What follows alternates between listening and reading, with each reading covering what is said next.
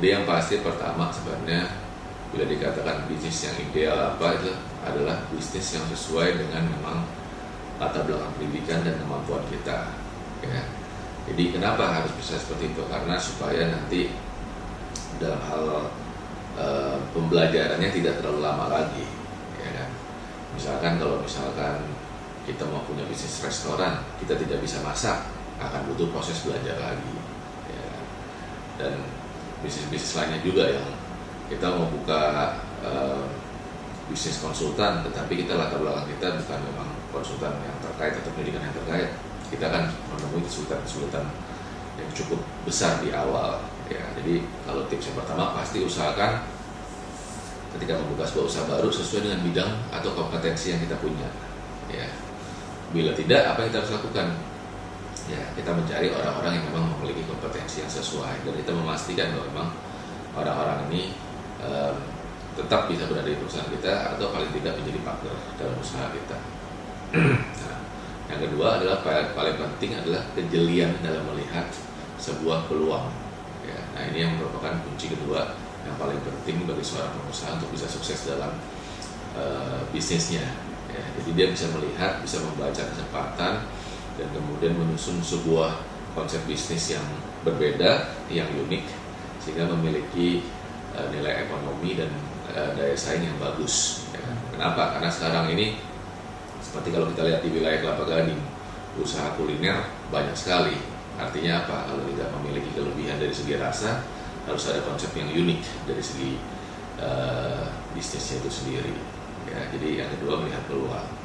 Kalau ketiga, poin pentingnya di sini adalah keberanian mencoba. Ya. Jadi saya sering sekali dengar teman-teman saya memiliki ide-ide yang luar biasa bagus, tetapi dalam pelaksanaannya ternyata hanya mimpi-mimpi belaka. Ya. Misalkan teman saya bisa bilang namanya samaran, yang misalkan Bobby gitu ya. Bobby ini sejak 3 tahun lalu dia bilang bahwa saya punya konsep restoran yang luar biasa, belum pernah ada di Indonesia, yang unik, yang kemarin saya dapatkan ketika saya kunjungan liburan ke Amerika. Tetapi ya cuma cerita-cerita saja. Kenapa? Karena tidak pernah terrealisasi, tidak pernah terlaksana, ya kan? Karena hanya tidak cerita. Ya, jadi keinginannya besar, tetapi pelaksanaannya kurang di dalam kenyataannya. Jadi punya keberanian mencoba. Ya. Nah, yang berikutnya adalah tidak takut gagal, ya, tidak pernah menyerah. Tepatnya berikutnya tidak pernah menyerah. Kenapa? Seperti kita tahu, semua usaha baru ya kan akan menghadapi berbagai hambatan, terutama di tahun pertama. Ya. Jadi kalau pengusaha baru sudah mudah menyerah, artinya dia sudah gagal sebelum berperang. Ya. Kenapa?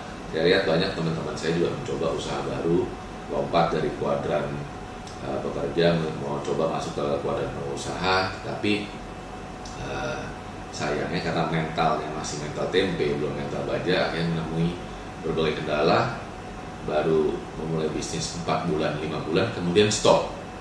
Ya, akhirnya saya bilang, wah sayang sekali nih, ya, baru mulai bisnis baru, ya kan, mencoba mewujudkan mimpi-mimpinya, tetapi ternyata dalam pelaksanaannya, ya, menemui sedikit kendala, ya, dalam 4 bulan, 5 bulan, kemudian akhirnya tutup, dan ini cukup banyak.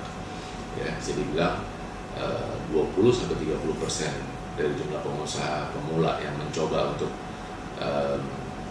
mewujudkan mimpi-mimpinya ini ternyata baru mulai 4 bulan 5 bulan saja sudah stop. Ya, jadi akhirnya sudah menyerah sebelum menyentuh garis finish. Ya, saya bilang sayang sekali. Padahal untuk menentukan sebuah bisnis itu berhasil atau tidak pasti membutuhkan waktu sampai 2 tahun. Ya. Jadi proven bahwa dia punya bisnis konsepnya ini bisa diterima atau tidak ya di dalam dunia usaha. Ya. Jadi itu beberapa hal yang menurut saya kita bisa perhatikan, ya, dan menjadi pegangan kita untuk menjadi pengusaha yang sukses.